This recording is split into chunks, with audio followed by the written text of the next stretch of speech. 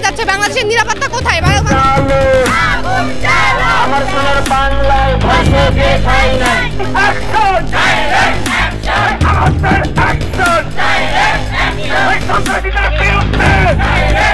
ঘরের বাইরে বর্তমান সিচুয়েশনে ঘরের বাইরে মেয়েরা নিরাপদ নয়।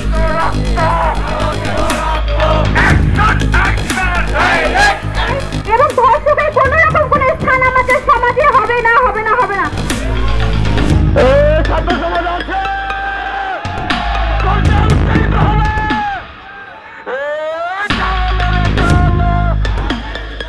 কারণ আমরা প্রতিনিয়ত শুনছি যে ধর্ষণ সন্ত্রাস এগুলো লেগেই আছে।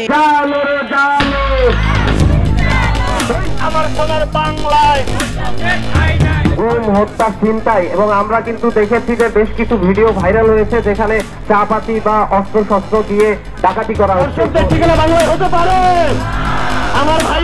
নারীদের নিরাপত্তা চাচ্ছি আমরা দেশের। আমার মামা, খালু, চাচা, যাদের রিক্সা চালক, অটো চালক এবং বিভিন্ন চাকরিজীবীরা দেশে নিরাপত্তাভাবে চলতে পারতেছে না। ছিনতাই হচ্ছে, এখানে সেখানে ছিনতাই হচ্ছে, দিনে 17 জন নারী হচ্ছে ধর্ষণ হচ্ছে।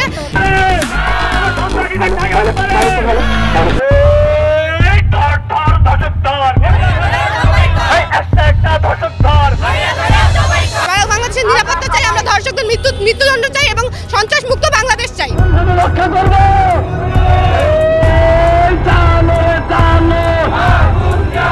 আমরা মেয়েদের জীবন নিরাপত্তা চাই এবং আমরা সন্ত্রাস মুক্ত বাংলাদেশ চাই।